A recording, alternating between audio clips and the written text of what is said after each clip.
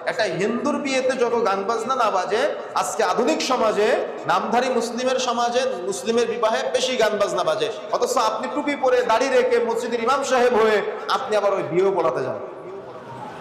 কথা বুঝেন না মনে হয়? তাহলে একজন ইমাম সাহেব সে কি অসৎ কাজে নিষেধ করতে পারলো?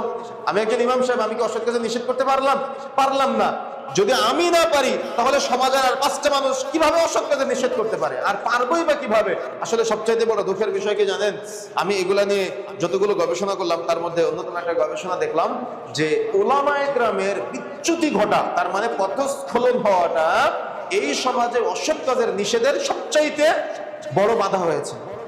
তার মানে একজন ব্যক্তি সে মসজিদে সালাত আদায় করায়, কিন্তু সে নিজে পানের সাথে জর্দা সেবন করে। সে দেখা যাচ্ছে যে ওই চায়ের দোকানে নামাজ পড়িয়ে বের হয়ে চায়ের দোকানে বসে বসে সে সিনেমা দেখে। তাহলে ওই ব্যক্তি কিভাবে ওই চায়ের দোকানদার ভাইকে বলবে যে না, তুমি চায়ের দোকানে সিনেমা দেখাতে পারবে না? ও কি কোশ্চিন কালে বলতে পারবে? আমি বহু দেখেছি এরকম, মসজিদে নামাজ পড়ে মসজিদ থেকে বের হয়ে চায়ের দোকানে বসে বসে এরা সিনেমা দেখে।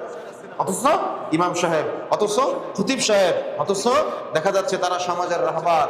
এই জন্য সমাজের জাহালতের অতল গহ্বরে নিমজ্জিত হচ্ছে। একজন ইমাম সাহেবকে বা একজন বক্তাকে পাওয়ার জন্য তার ব্যাংক অ্যাকাউন্টে 50,000 1 লক্ষ টাকা আগে অ্যাডভান্স করা লাগে, তারপরে তাকে মাহফিলে পাওয়া যায় এবং মাহফিলে স্টেজে ওঠার আগে নাকি তাকে তার পূর্ণাঙ্গ টাকা পেমেন্ট করা লাগে। এই জাহালতের অতল গহ্বরে যখন উলামায়ে কেরাম নিক্ষিপ্ত হয়েছে, তখন এই সমাজ থেকে সৎ কাজের আদেশ আর অসৎ কাজের নিষেধ উঠে গিয়েছে। কেন? যে সৎ কাজের আদেশ দিবে সেই তো অপরাধী, যে অসৎ কাজের নিষেধ করবে সেই তো বড় অপরাধী।